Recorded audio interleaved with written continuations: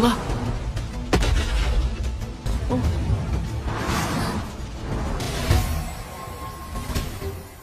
是无时无刻都在修炼了，好像比以前更厉害了。这是。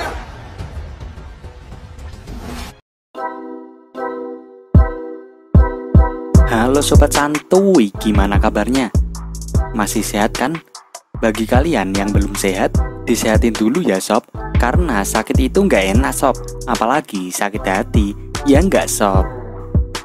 Nah, untuk menemani kaum berbaners dan kaum magers, kali ini Mimin akan melanjutkan review film dari Dugu Xiaoyao.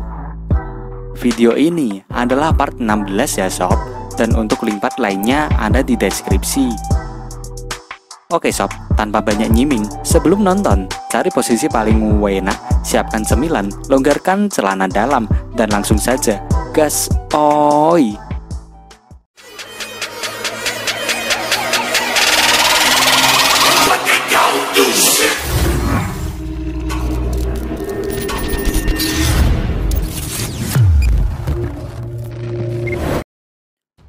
Yeyu mengatakan bahwa mereka tidak bermaksud mengganggu wanita itu. Kemudian mereka segera pergi dan berlari dari tempat itu. Namun mereka berhenti karena Yeyu akan menanyakan jalan keluar dari daratan. Barangkali wanita itu mengetahuinya. Saat Yeyu bertanya, wanita itu malah menanyakan seseorang. Namun saat ditanya Yeyu siapa yang ia cari, wanita itu malah bilang kalau dia tidak tahu apa yang ia cari. Yeyu pun kebingungan dengan jawaban wanita itu. Lah, di sini juga Mimin ikutan bingung nih. Oke lah, lanjut dulu. Wanita itu tiba-tiba marah karena Yeyu tidak mengetahui di mana orang yang wanita itu cari. Jika mereka datang ke sana tapi tidak tahu apa-apa, maka wanita itu akan membunuh mereka semuanya nih.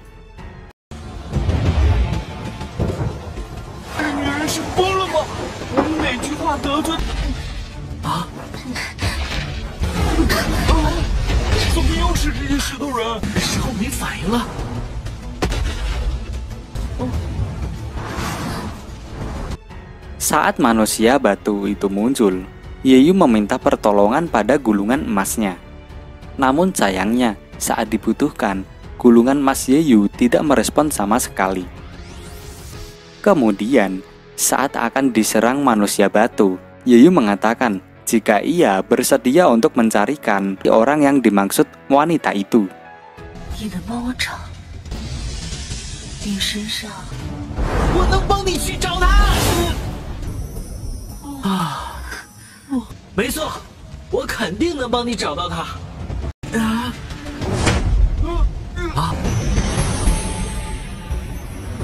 你要找的人叫什么名字？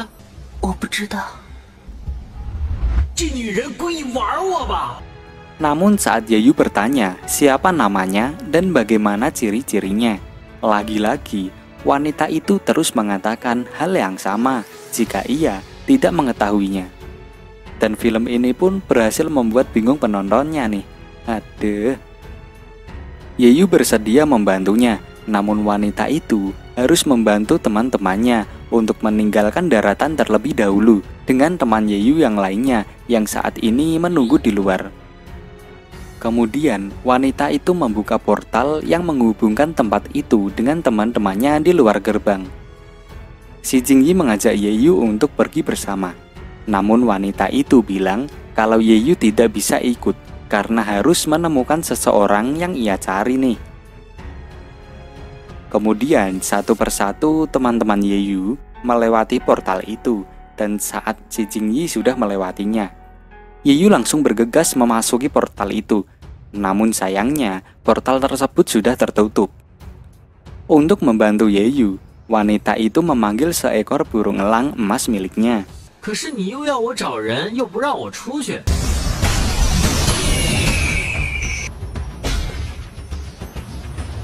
这位仙女姐姐，你把我留在这里，也行吧。不过仙女姐姐，骑上它。 Lalu Yeyu disuruh untuk menaiki elang itu dan akan dibawanya keluar dari sana. Dan jurus mengelas Yeyu pun dimulai. Dengan alasan-alasan dan basa-basinya, Yeyu meminta untuk wanita itu menjadikannya lebih kuat dengan alasan untuk bertahan dari berbagai serangan di luar sana dan akan lebih mudah untuk menemukan orang yang dicari wanita itu. Wanita itu pun mulai meningkatkan kekuatan Yeyu dengan mengambil buku emas yang ada di kepala Yeyu dan juga bayangan saat ia bereinkarnasi sebelumnya. Wanita itu mengatakan kalau buku itu tidaklah lengkap. Kemudian wanita itu pun mulai memperbaikinya dan lalu mengembalikan benda itu ke kepala Yeyu lagi.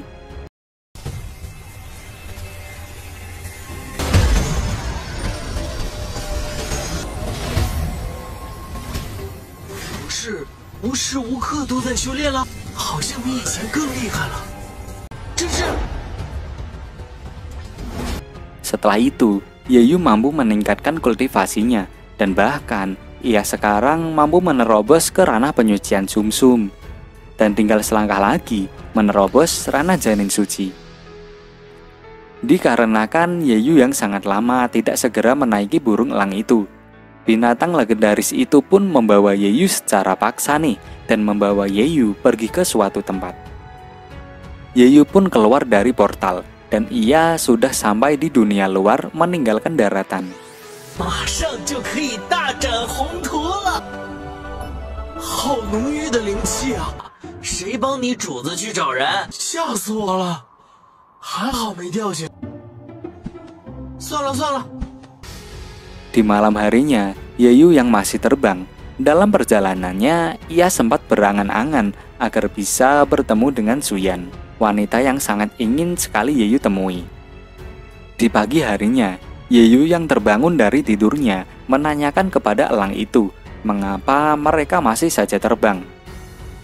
Namun burung itu menjawabnya dengan mengeluarkan kotorannya nih. Aduh, emang kampret. Di sisi lain, memperlihatkan sebuah suku pedalaman yang sedang melakukan pemujaan. Nampaknya mereka sedang menantikan kehadiran seseorang untuk menyelamatkan kehidupan suku mereka. Ketua suku membawa bulu emas dan kemudian membakarnya, yang menyebabkan munculnya cahaya menjulang tinggi ke langit. Mereka kemudian berdoa dan mengharapkan kehadiran dewa barbar untuk menyelamatkan suku barbar itu. Semua yang ada di sana tidak putus-putusnya mengharapkan kehadiran dewa barbar yang sudah sangat lama mereka tunggu-tunggu nih. Kemudian, mereka tiba-tiba sangat senang melihat kehadiran burung elang emas dan beranggapan kalau permintaannya akan dikabulkan.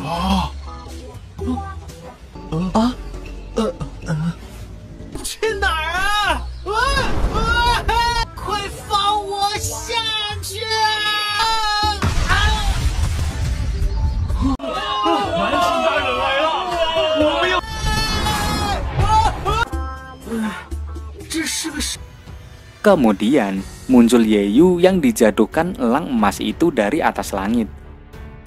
Ia sangat kebingungan melihat penampilan orang-orang yang ada di sana yang seperti suku pedalaman. Namun suku itu memiliki kekuatan yang sangat kuat dan berada di ranah janin suci.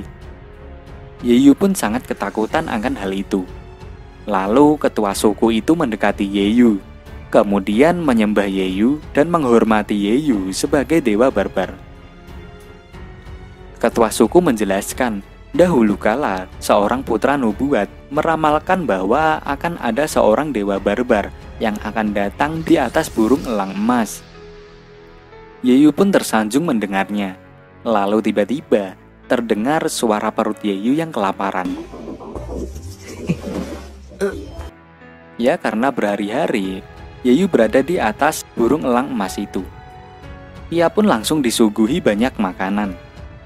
Kemudian, Yeyu berlagak seperti memang ditakdirkan datang ke tempat itu sebagai dewa penyelamat suku barbar.